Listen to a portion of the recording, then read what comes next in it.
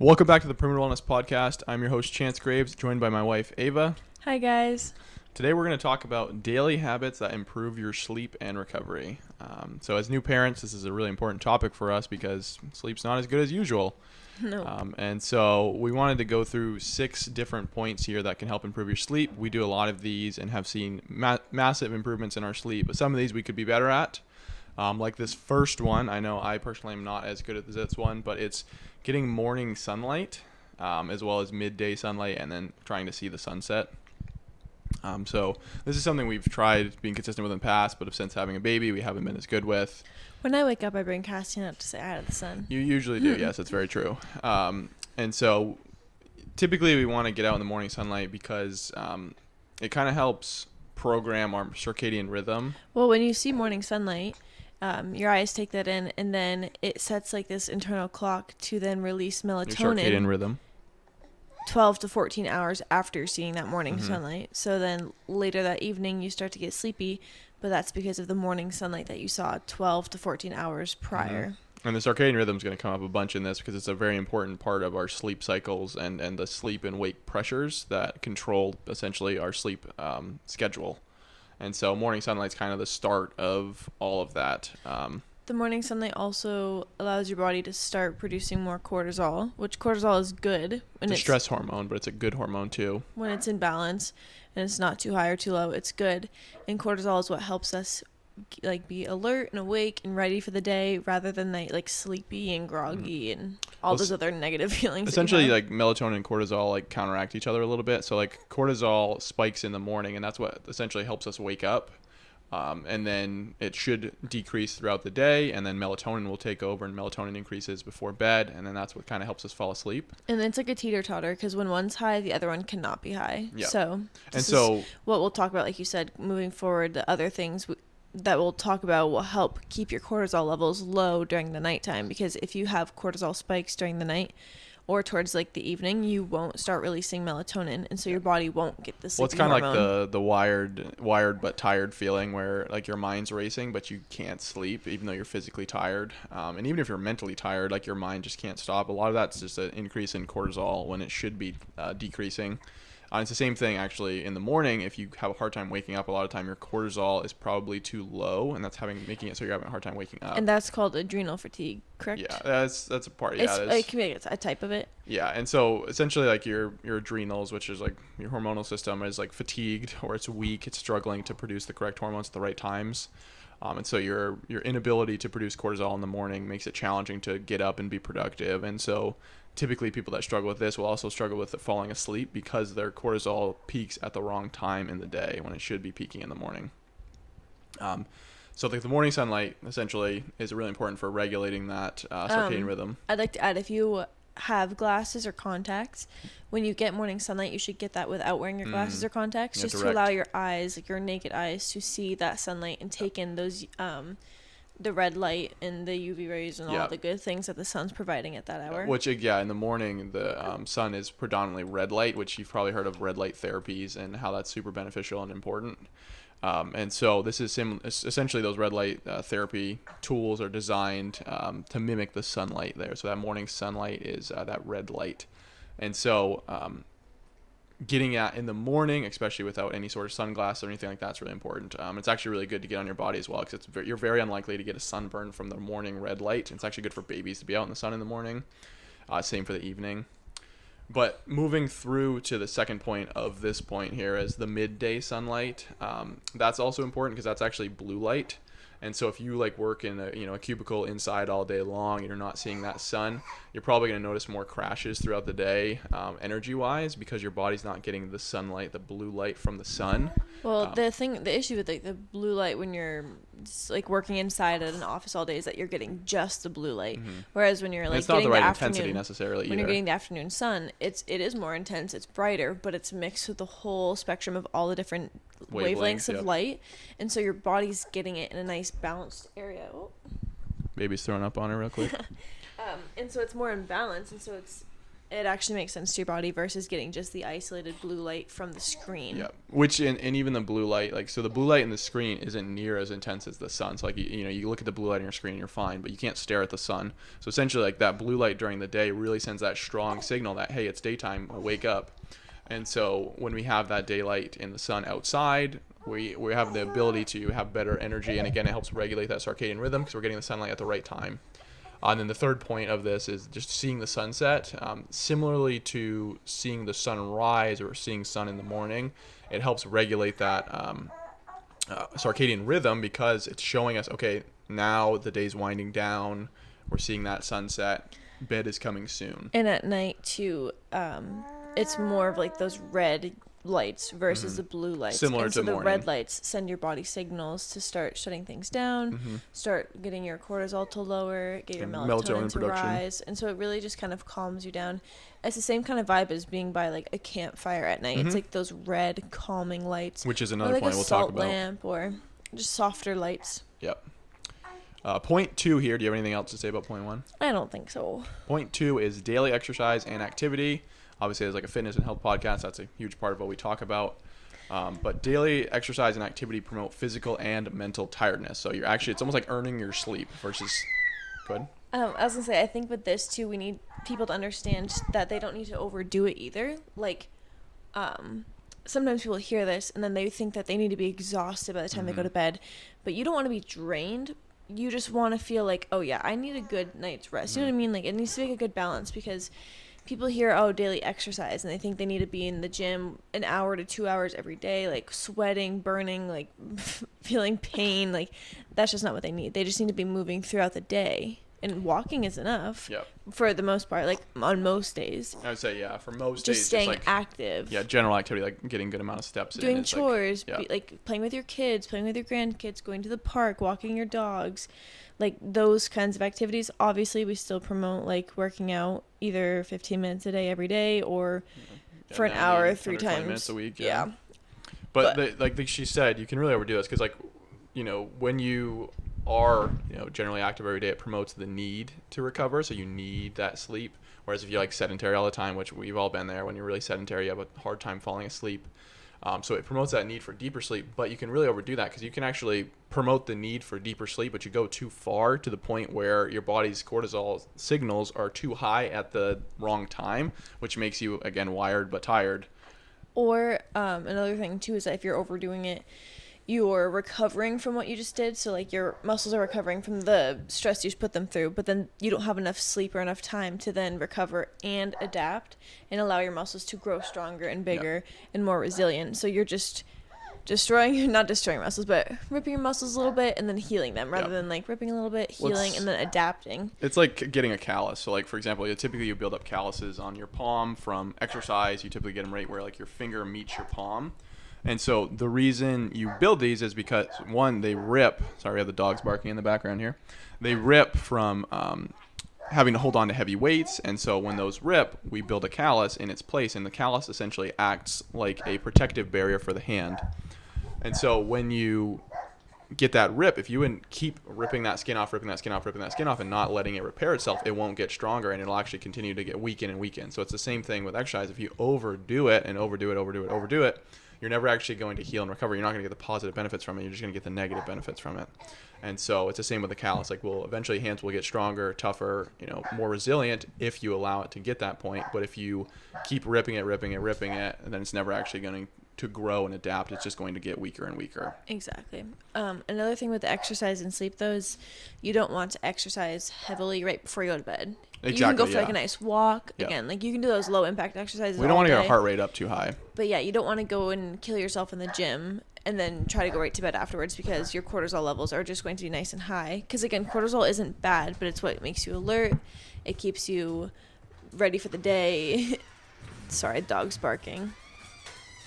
And so you don't want to raise your heart rate, get that cortisol spike, get you sweaty, get your temperature up, all those things right before bed when you're trying to wind down and slow down and allow your body to be ready to rest. Yeah, because those will hinder melatonin production and increase cortisol. Because again, cortisol is a good hormone when it's at the right time. But if we're increasing that too close to bedtime, again, we're not going to be able to sleep very properly or sleep effectively. And so we want to try to have relaxing activities in the evening. But for example, like we talked a little bit before, like daily exercise for most people is just going to be walking around, gardening, chores, light activity. And then probably, 1 to 3 times a week, you're doing a nice lift, whether it's, 45 to 90 minutes. I typically recommend probably 90 minutes to 120 minutes of strength training every week. I think that's a great, consistent place for most people that they can do. And on the other days, it's doing that light, active recovery style workouts. You also can do workout snacks, which we've got some videos on our page that talk about that, which is essentially just another way to facilitate muscle growth. You don't have to have a gym for them. It's all body weight stuff. Do you have anything else about point 2 that you want to add? I don't think so. I think that's good. Number 3 is earlier dinners. This is one we struggle with the most. Yeah. And it's much better. It's than it better. Used to be when I would work until 8 o'clock. Yeah, when she used to work till 8 p.m., we'd still probably be up till like 10 or 10:30, but we'd eat dinner basically at 8, and then we'd have snacks. And we used to struggle with this a lot. And now we're much better about it, but this is the one we probably struggle with the most still. But essentially, I usually eat by like 6. Yeah, for the most part. But it's not too bad anymore. Yeah, it's not as bad as it was. But eating too close to bed inhibits the body's ability to produce melatonin. So with the sleep hormone melatonin, ironically, it's not just linked to cortisol, it's also linked to our digestive system. So when you're eating too close to bed, what that does is it inhibits the ability for the body to actually produce melatonin. So, for example, it takes about 2 hours for your body to fully digest. That's a rough estimate because it's person to person, depending on what you eat and whatnot. Your body cannot produce melatonin for that whole 2 hours. So say you eat, like for example, you want to go to bed at 9 p.m. and you eat at 8 p.m., your body's not going to produce melatonin until an hour after you go to bed. And so obviously you're not sleeping very deeply for that hour. And so by the time that melatonin sinks in, you're already, sleeping, but you're not getting the full effects of it because, you're basically losing an hour of sleep. The other thing that I think is almost more important than that, because you can still fall asleep, is the fact that sleep quality is not good though. When you're sleeping and you're digesting, you're not recovering. Because people hear like, oh, like rest and digest. You don't rest and digest at the same time. Mm-hmm. Like you rest or you digest in that parasympathetic state. And so you're just getting like light sleep. You have to be in a parasympathetic state to digest. So that's like, again, the peaceful one. You're not like getting chased by a lion. So you're taking the time to digest. But if you're digesting, your body is focusing on that. It is not focusing on recovering and repairing from the day until you are fully done digesting. So if you go to bed right after you eat, not only do you have to wait until you're fully digested, you're also going to digest your food slower because you're not moving and you're not using gravity to your advantage because you're laying horizontally.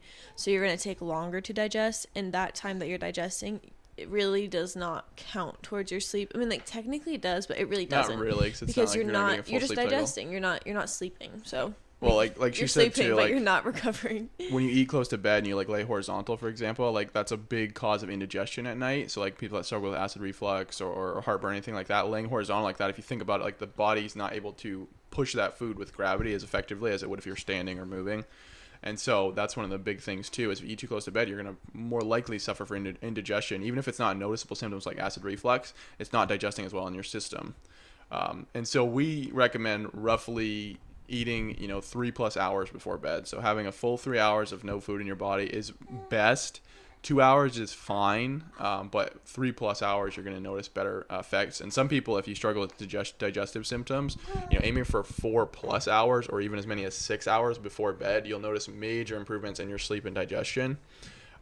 You can also combat some of this too by going for walks after you eat. So if you do have to eat a little bit closer to bedtime, going for a walk will help kind of move that digestive system along and kind of help prevent that indigestion and other symptoms that come along with that. Also, I feel like with babies, people understand this a lot more than with themselves, but like when a baby has gas, you move their tummy, you massage their tummy, you get their legs moving.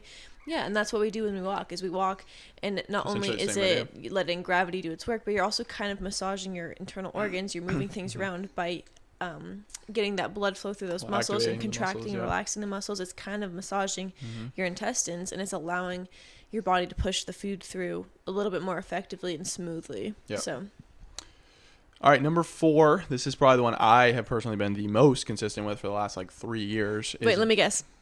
Blue light blocking glasses. Blue light blocking glasses.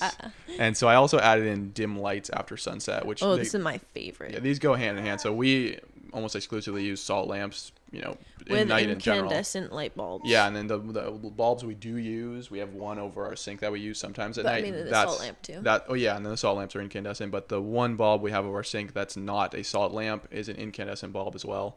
And so essentially Sorry, do you want to explain it? yeah, essentially an incandescent bulb is it mimics like firelight. So it's or like the red light, or like sunset style And light. it's So different than LEDs because LEDs flicker. You don't yes, see it. which they but have new do. LEDs that don't do that. Okay, but typical like LED lights that you have, like the ones you see in a flicker. school or a hospital or something. yeah, they even like if flicker. you don't pick it up consciously, but unconsciously you do, and so that like stresses your body out. It's literally like they've done like tests where they have like an image that will appear on the scene for like or on a video for like not a fraction of a second. Yeah, they'll do and- like and your body cocaine will for people for drug subconsciously- addicts, right? And yeah, then it they're- makes them. Yeah, their makes subconscious will them literally crave see it. it, but your conscious mind doesn't. I read about this actually in my Yeah. Atomic Habits book. Me and my dad are reading it together, and it was saying that obviously it's talking about habits, but it did that exact thing that Chance just said, where it just showed, I think it was like a picture of literally like cocaine, and it's not long enough Increase their for you to like cravings. actually register what it was, but your brain registers it without you understanding, and so they then have cravings for coke. Yep.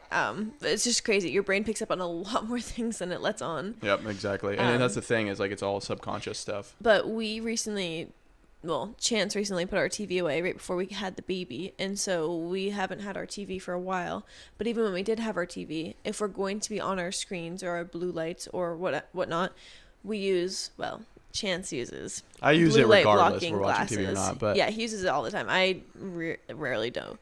But in the winter, she's more likely to use it because it's dark at 4 p.m. So it's different. yes, but this blocks the blue light coming from your screen because, like we said before, the screen emits blue light, and not only is the blue light going to raise your cortisol, well, and I inhibit guess your it's ability really, to reduce melatonin. yeah, produce and but then melatonin. also we don't even want blue light just strictly from the screen because that's again because it's just blue light and not the whole spectrum. It's just not great for your eyes, but especially at night when you're trying to allow your cortisol to lower and your melatonin to rise. So that's a great one. Yeah, so you can find them cheap online. Like I've got mine on Amazon, and there are more expensive brands. Honestly, I think they're all pretty similar. Well, you'll feel a difference. Like we were watching. The orange ones make a huge difference. The clear ones are nice, like daytime They're good ones, daytime and ones, and yeah. they're fine like the evening. Or if I'm gonna watch TV closest to bed, I'm probably gonna wear the clear ones because it really does inhibit the color spectrum. If you're I using use them orange and it was ones, fine, but you'll really be able to tell a difference if your glasses are like actually working or not. Because we were watching a movie the other night and my eyes were like hurting, and I was just like, they did not feel good. And I put on the orange blue light blocking glasses that we have, and my head felt so much better. it really does. And work after so wearing well. it for a while, honestly, like the colors kind of like came back because when you put the You adjust, yeah, when you put the essentially. orange like screen on, everything looks orange. But Yep. it was worth it because my head was really hurting. Yeah. And the clear ones are really nice for like more daytime stuff or like early evening, and then going to the orange ones like an hour or two or more before bed. Like in the winter, I'm gonna wear them for probably 4 hours before bed, whereas in the summertime, I'll probably wear them like for an hour before bed. But this helps just get you kind of in that resting mindset. And like I mentioned before, when we didn't have all this technology at night, we'd have fires. And so the salt lamps, incandescent lights, the dim lighting, that kind of helps mimic that. Keeps the lights on the ground. You don't really want overhead lights because overhead light tells your brain, oh, it's midday sun because it's high above you. Yeah. But Yeah, overhead lights even in particular. when I was giving birth, because I gave birth at home, Yeah, middle of the it was night. middle of the night, and we only had our salt lamps on. Yeah, we literally had 2 salt lamps Because on. I wanted my body to be in a parasympathetic state. Well, she was actually able to literally like fall asleep a little bit between contractions, like not a lot, Wow. but she was able to doze off. But it just allowed my body to feel safe and to not feel like Well, overly literally the fight or stressed. flight, yeah, because like- you're not going to give birth if you're in fight or flight, or at least Well, you're it's not like- going to give good birth. It's in like fight it's or like flight. this is a terrible analogy, but it's like trying to take a poop when you're stressed versus trying to take a poop when you're relaxed. That's It's going to bad come out a little lot easier when it's relaxed, Well, right? when you think about it, like you're not going to give birth if you're stressed, because if you're stressed, your body's like, oh shit, a lion. You know what I mean? it Like, thinks that it's like it's something yeah, if you're in different. danger, you're going to be stressed out. If you're not in danger, you're not going to be stressed out. And so your body is not going to want to bring a new little baby into life if you're stressed. Yeah. But obviously, it's a lot different at night because you're not giving birth. However, it still sends those like peaceful signals to your body to tell them, okay, it's time to wind down. It's safe. You can Yep. rest. You can get ready to close your eyes and sleep, because we're very vulnerable when we sleep too. So your body wants to feel that sense of security and Yep. safety. Well, it's funny because it reminds me of one like the myths around like hunter gatherers. I love reading about hunter gatherer societies and whatnot. And one of the things about them is they people think they sleep for like 12 hours a night because as soon as it's dark they go to bed. That's not even close to true. They're up for like 3 hours. They just use firelight, and so like they're up with these torches and these campfires and things like that, and they'll be up till they'll honestly get the similar amount of sleep to the average American. Like they're typically in bed for 7 to 8 hours at most, so they're really only getting like 6 to 7 hours of actual sleep, and so they're basically doing the same thing we do. They're just using more salt lamp, or in this case firelight, which mimics a more of a red light, which is promoting better sleep. I think the reason why they need a little bit less than we do, because I think that we need more than that, is because when they sleep, they actually are getting good quality sleep versus when we sleep, because a lot of people don't do all these habits and they don't allow themselves to properly wind down. So this is normal they don't life for have these people. good restorative sleep. Like, you know what I mean? Like we were just talking about this the other day with my dad on a walk, and you were saying that like when you go to the beach you're exhausted, but you get such good sleep because you're exhausted in a good way. Like you actually are going to go and get some restorative sleep because you actually used your body. 6 hours of you're good sleep outside. versus 6 hours of bad sleep, totally different. Exactly. All right, number 5 here kind of goes along with number 4.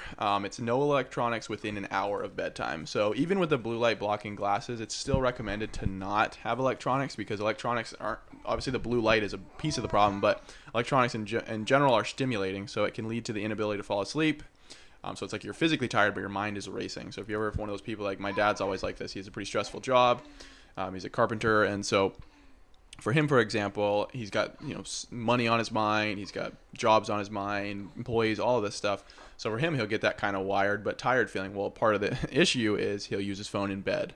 A lot of people use their phone. And they just scroll, or they have and TV in the bedroom, laptop, they read iPad. Yeah, it's just things. Even if you're reading on your phone, I don't think that's great because you're still getting that blue light. And there are filters and things that will help with that. Think, if you're gonna read on like some kind of screen, It's a Kindle Kindle, is yeah. better. The Kindle's done a good job with reducing that and making it very, very dim. Obviously, book is best if you're going to read. And if you're going to read, have a salt lamp. Yeah. Not the overhead Well, exactly. light. Or like a bright white light, like the ones that they... I don't know if you guys can hear this, but Cassian is pooping his pants real bad. Pooping his pants real Real hard bad. right now. Yep. That's Hopefully Ava you trying to can't cover hear for herself.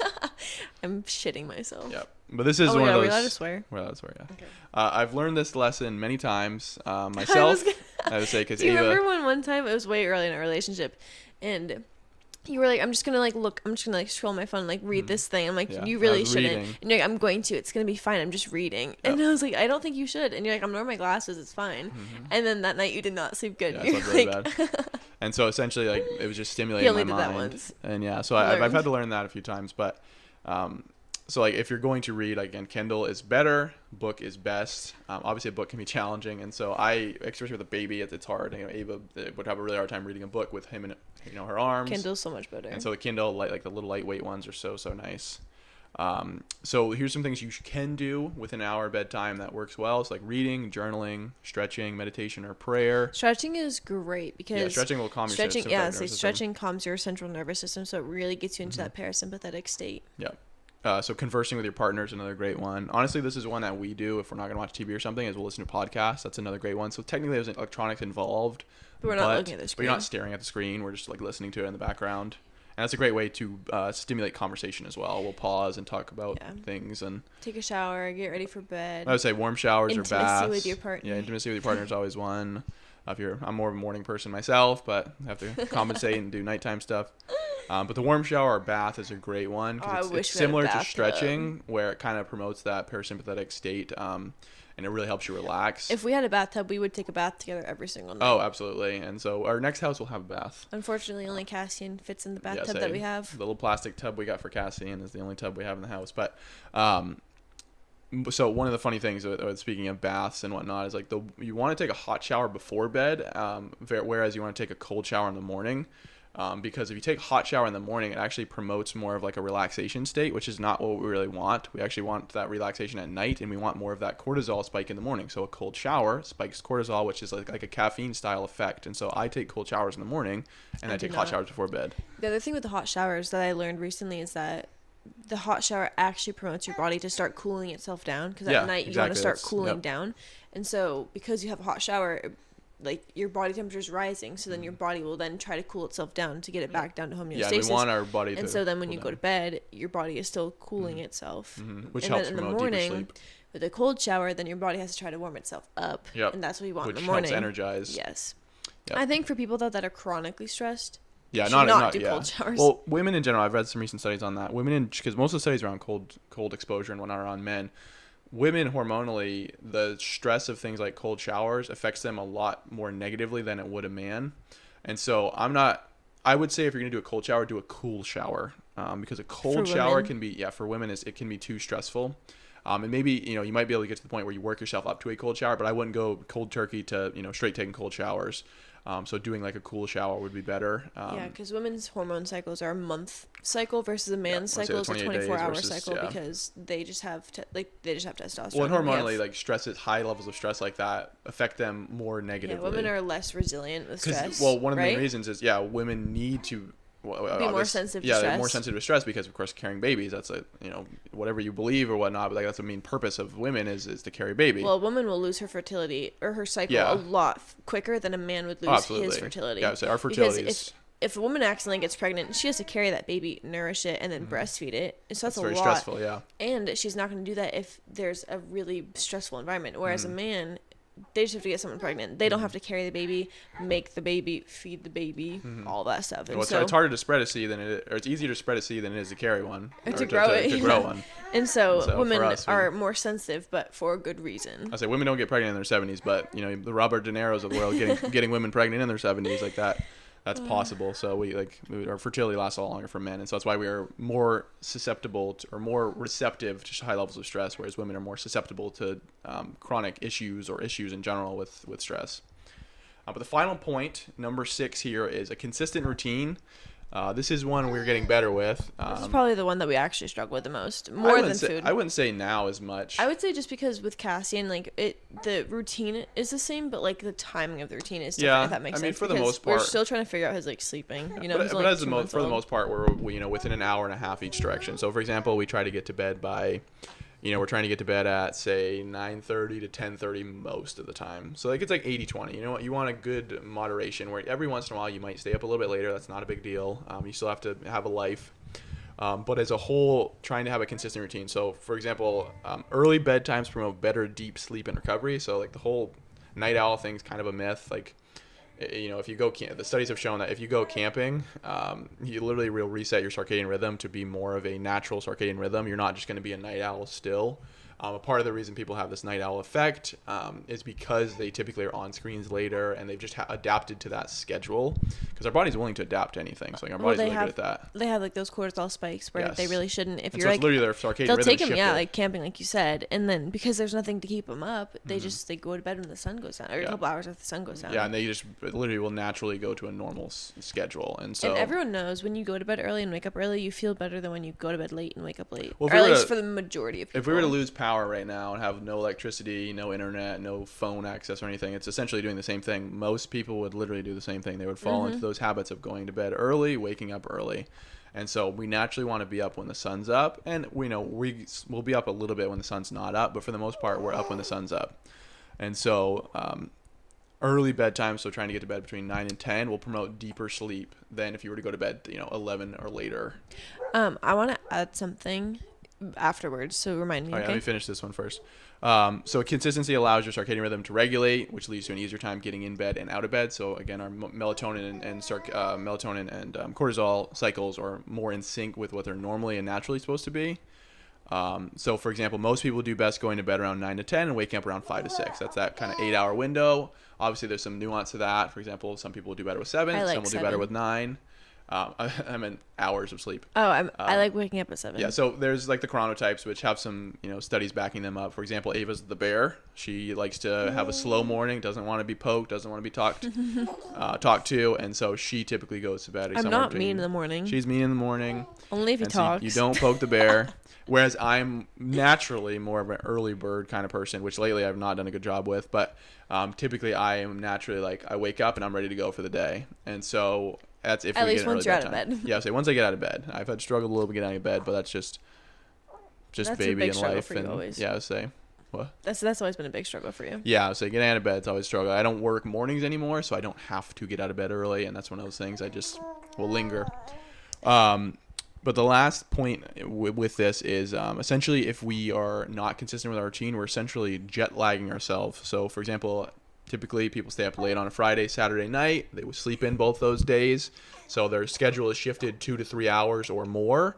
And that's essentially like jet lagging yourself. And so you're going to have these negative side effects of the jet lag. And that's why everybody hates Mondays, is because, well, they try to wake up normal time Sunday and then they end up sleeping in a little bit and they wake up Monday normal time.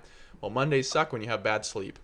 And so that's essentially what's going on, is we're jet lagging ourselves. But Ava had something else she wanted to add. Say it away right now. My last tip is to save the bedroom for sleeping. Mm-hmm. When you go to bed, don't go on your phone, don't watch TV, don't scroll, don't read, whatever it is. If you want to do those things, do them in your living room. And then when you're tired, or or even in the bedroom, you can do it, but not in bed. Yes, I guess that's a good point. We don't have any furniture if in the bedroom, if so you had a couch in the bedroom, but or a get yourself chair. completely ready for bed, and then if you like to read until you get tired and then go to bed, go to your couch or go to your chair, read until you get tired, and then when you go to bed, go to bed. The bed is that for programs your sleeping brain. and sex. That well, What do you mean, well? there are other places. There are other places. Anyways, when you get into your bed, lights out, and you close your eyes, your body knows it's time to sleep. But if you always get into bed and you turn the lights off and then you scroll on your phone for 2 hours, your brain, when you try to go to bed, it's like, hey, we've still got 2 more hours to be awake. Yep. And so if you can do that, you will have a much easier time falling asleep and staying asleep and getting good sleep. Yep. I think that's a great tip. Exactly. We do that. We don't have a TV in our room, and Yep. we just get into bed and go to bed. We've never had a We've TV in our always room. done that. Yep. All right. Well, our oven is beeping at us because it's time to have some carrots. What do we call it? We have other things to eat, not just carrots. So we're having carrots, salmon, and whatever dessert we make. But thank you guys for listening. I have to have a dessert every single night. Shaft has a dessert. Try to eat it at least 3+ hours before bed. But thank you guys for listening. If you have any suggestions on things for us to talk about, any questions or anything like that, comment that below. But or on our page. And come to our walking club. Yeah, we do have a walking club in the Newport area that we're going to do Monday mornings. Check our page for that too. Yeah, so you can follow us, Primitive Wellness, on Facebook and all social medias. But anyways, thank you guys for listening. I think Cassian had something to say. Next time. He's just yawning right now. He's just a big yawn. Oh, he says. Okay. All right. Bye.